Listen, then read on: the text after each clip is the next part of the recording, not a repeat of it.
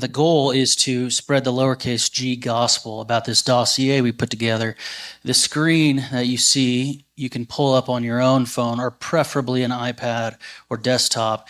You just go to bidenreport.com, and I actually have some swag for you all today. It's cool swag. It's not stupid stuff. I'm going to ask the folks in the front row to pass around. They are BLM stickers. So these things don't make it on a these things don't make it on a gas pump for an hour, because from 10 to 15 feet, it looks like Black Lives Matter. And if you look at commies in the wild, if you watch one of these folks look at this from 15 feet, they're like, my God, this gas station owner is a kindred spirit, or at least, the person who pumped before me is. And then they get closer and closer, and they might even wipe their eyes a little bit, and they see Biden Laptop Matters. And the reason why that's our only swag is because the URL at the bottom goes to the report. So if you don't remember something I said today, or you want to fact check me or dig into it deeper, you have this sticker. Go to bidenlaptopmatters.com, and it's a landing page for bidenreport.com. So this group that I started, Marco Polo, it's an open source intelligence collective. We got a copy of the abandoned hard drive from Rudy Giuliani, and we took it apart as a private investigator would. There are about 4,500 contacts in the device, and so we ran background check reports on each and every one of them.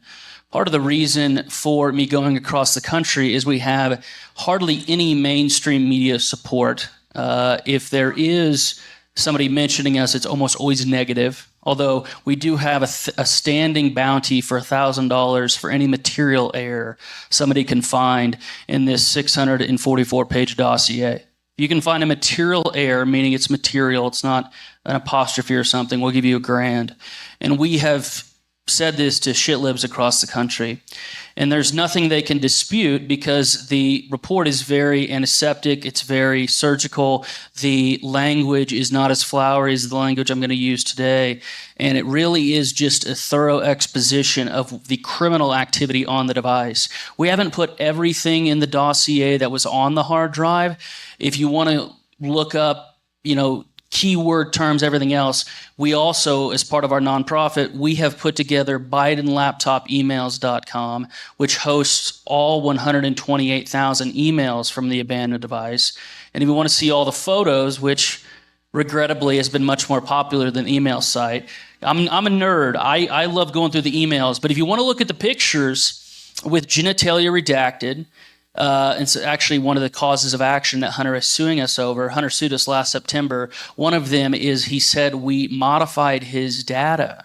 Of course, it's ridiculous. It's not his data. But he said we modified his data by putting black boxes over his genitalia. So the president's son's lawyers, by their own logic, would prefer that we do not redact their client's genitalia. That's the level of clown world we're in. Winston and Strawn LLP, folks making $1,600 an hour, put their name on that document. They ought to be ashamed of themselves and disbarred. So what is in this report? I would ask the folks just to go to the table of contents real quick. And I only got 15 minutes. And the table of contents, if you want to go, no, not to Kazakhstan already. Go to the cover and just thumb over one. No, if you just click that, the arrow.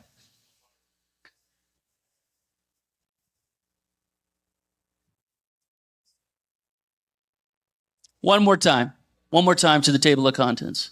Okay, so the table of contents is broken down into 3 big buckets: business-related crimes, sex-related crimes, and drug-related crimes. And the reason why we put this together is we want an accurate record for posterity. This is one of the greatest gaslighting campaigns in the 21st century. We think the crimes on the hard drive and the effort to cover up the crimes on the hard drive has been a full-court press. And the only thing that, with this corrupt media, the only thing besides election integrity that I think is critical is exposing how the commander-in-chief is compromised by foreign interests. I think if your president's compromised by foreign interests, hardly anything else matters. the only way you can rectify yourself from that situation and get to a better future is through election integrity. So it's really one and two. If you have election integrity, but you have leaders that are compromised by foreign powers, you're in a crappy situation.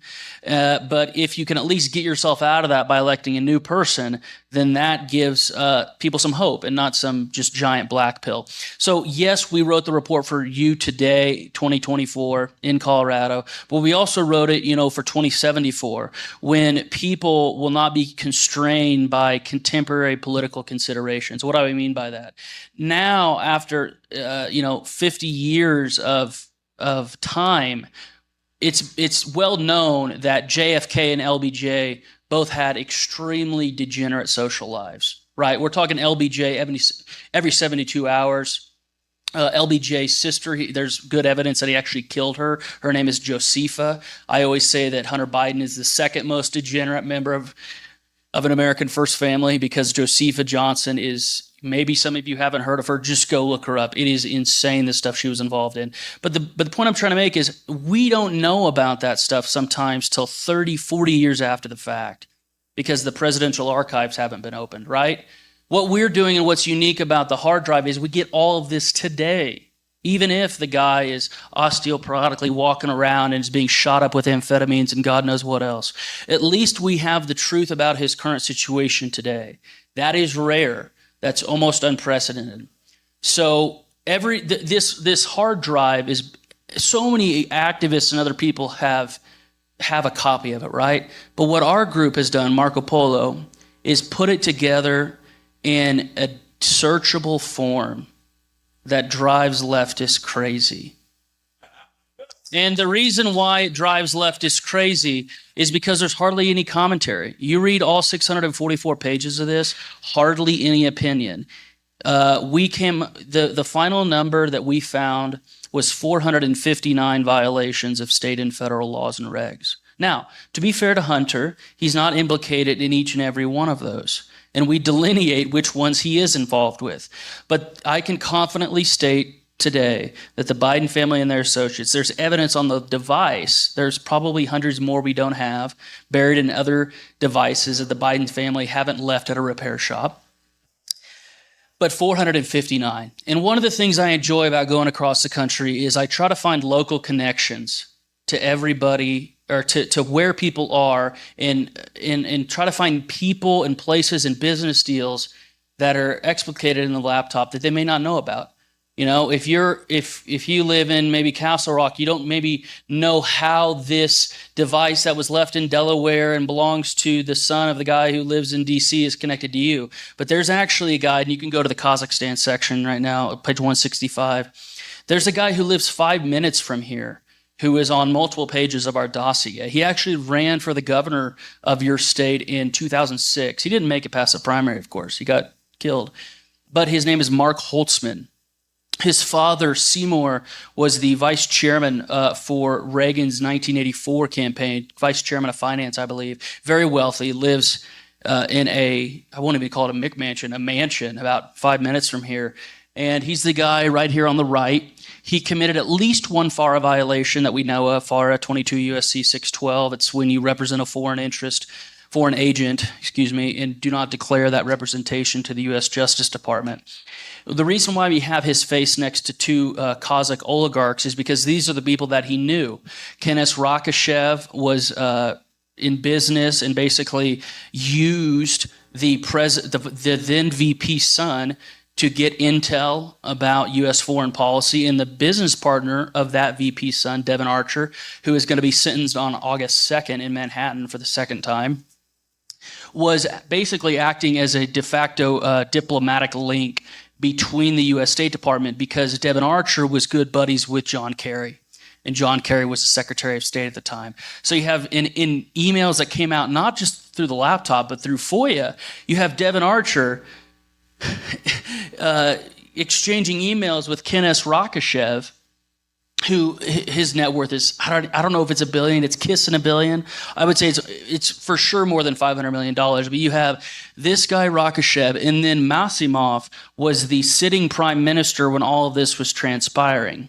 And the reason why Holtzman is involved is because he was actually the vice chairman of the National Bank of Kazakhstan. Somebody here in here, who lives and has a domicile here in Greenwood Village. And it's insane.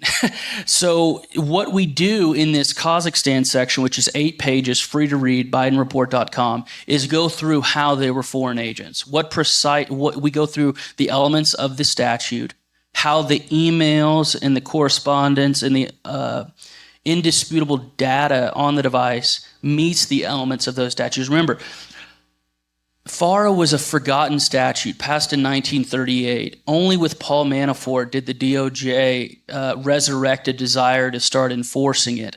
The irony is that they charged Manafort and a couple of other people with FARA, and Joey's son and his band of Confederates, Holtzman included.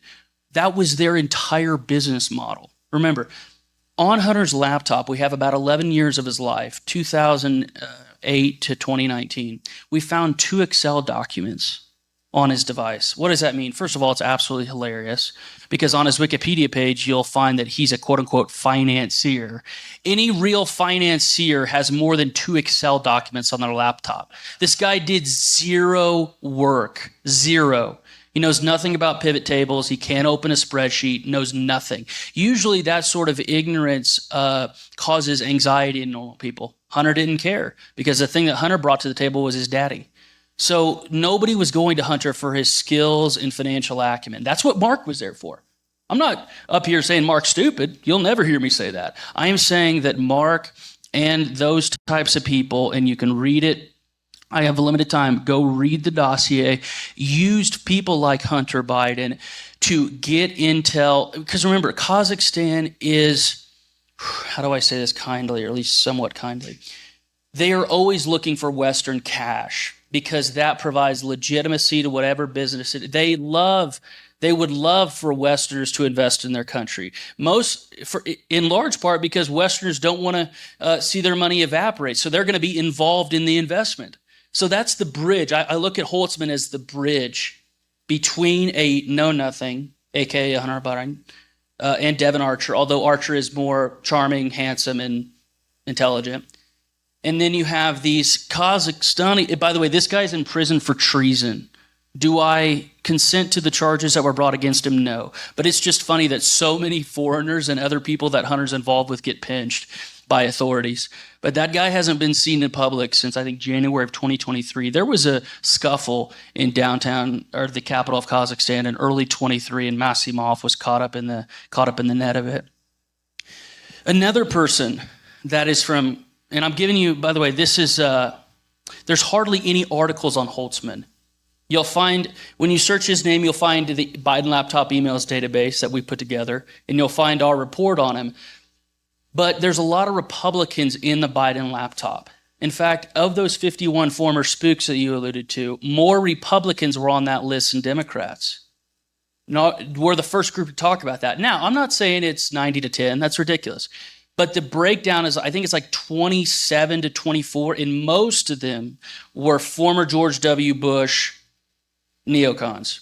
They hate Trump almost with the passion. They hate Trump with the fervor of a convert, okay?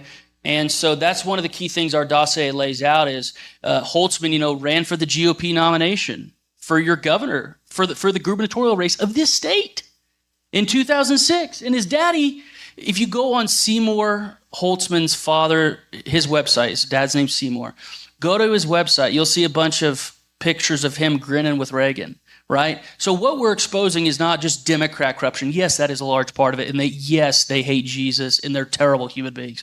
But we are about exposing the rot in the uniparty, or as Joe Altman said, the fraternity. And that is well laid out in the Biden laptop. People you don't even think would know Hunter are in the emails.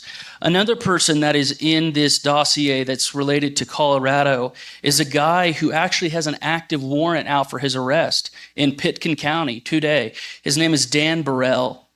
he moved up here from Santa Fe after his first wife left him for hookers and blow. Same reason Hunter's first wife left him. And Dan Burrell's actually getting a divorce from the second wife that he met in Colorado. And as part of these, and a bunch of civil lawsuits have since transpired because he isn't paying anybody. He's about $100 million in debt. He has a warrant now since May 13th. So, PSA, if you know of Daniel Cosgrove Burrell, who has a home in Aspen. It's getting foreclosed upon, but for this moment, he has a home in Aspen. There's an active warrant for his arrest. I think it is incumbent, if you have any information, to call the Pitkin County Sheriff's Office. When he lived in Santa Fe, the de facto chief of staff at the White House, known as Hunter Biden, also known as the smartest man the U.S. president knows from a pure intellectual capacity. That's what he said. From a pure intellectual capacity. Hunter stayed at Dan Burrell's palatial estate in the hills of Santa Fe with Secret Service in tow. So this guy, so I'm not coming up here and making fun of some little guy, right? Some pipsqueak. No, Dan Burrell hosted a Hunter with the Secret Service at his 8,000 square foot home in the Santa Fe hills. There's an active warrant for his arrest. He's in the Biden laptop. He was involved with this group called Rosemont Realty, and they basically sold this real estate group to the Chi-Coms called Gemini for a 25% premium, and they manage commercial real estate all across the country. Dan Burrell, living in Pitkin County. The last one relating to Colorado, and then I'll wrap up my remarks, because I like to whet people's appetite by, and if you go to the e-reader, where our physical copies are on back order. We have a new 4th printing edition. I love it dearly. This is the physical copy. We've sold out. But you can go and click the purchase button if you want. But I suggest you all keyword search those things which interest you first. So if I were you and I lived in Colorado, go take a look at Kazakhstan first, because somebody in your backyard was instrumental with Hunter Biden committing FARA violations with said country. The last lady grew up here. Her name's Laura Dimlow. She works at a satanic organization known as CISA, which is part of the Department of Homeland Security. Absolutely terrible. It's one of the worst bills that DJT, my former boss's boss. By the way, Peter Navarro was mentioned earlier. I worked directly under Peter for 2 years. He's in the federal penitentiary right now for defying a subpoena from an unlawful committee. First presidential advisor in U.S. history to serve a prison sentence for contempt of Congress. Eric Holder, nothing came of it. Merrick Garland, the gremlin that he is, was just held in contempt, no consequences whatsoever. Merrick Garland decided that it wasn't a legitimate subpoena, ergo nothing happened to him. But thank God, Peter gets out on his 75th birthday, July 15th, and then he's going to fly right to Milwaukee. Peter would be a great chief of staff for DJT, and my dream is to come back and theoretically just dismantle the intel agencies. So the reason why I bring up that is because Laura Dimlow is related to that. That's why I bring this up, is not to talk about myself or Peter. You know about Peter. But Laura Dimlow was the head of a division at CISA.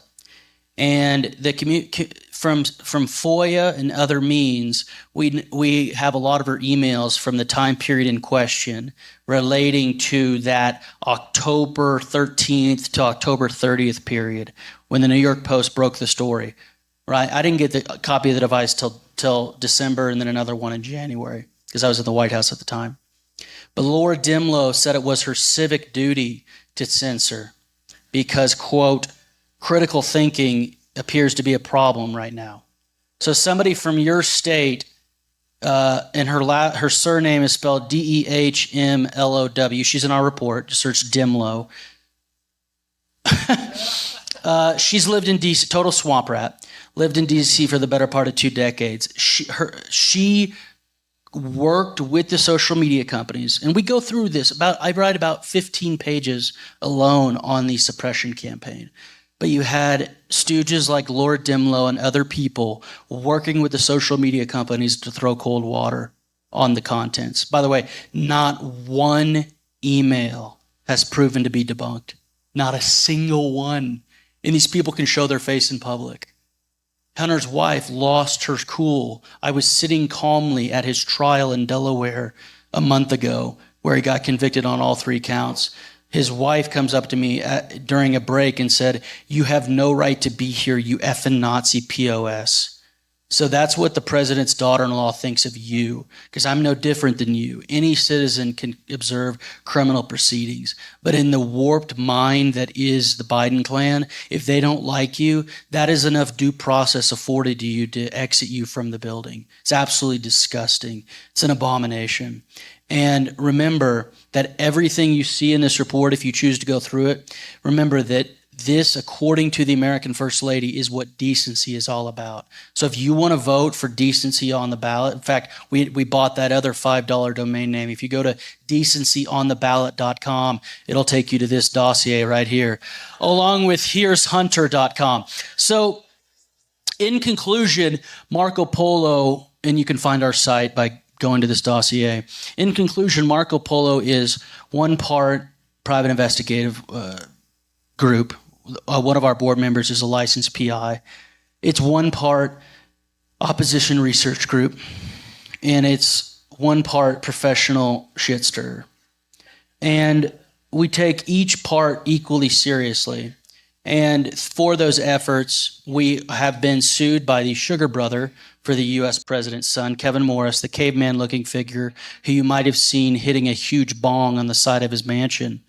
He sued us in April of 2023 for $60 million.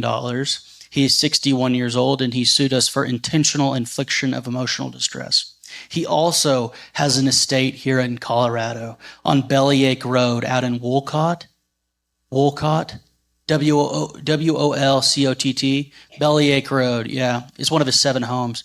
So he is suing me, and I could have my 3rd daughter any hour now. I'm on call go back to Illinois.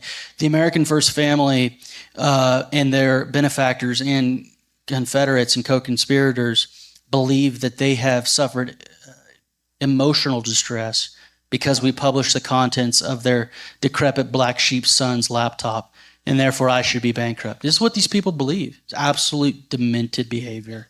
And I appreciate your attention.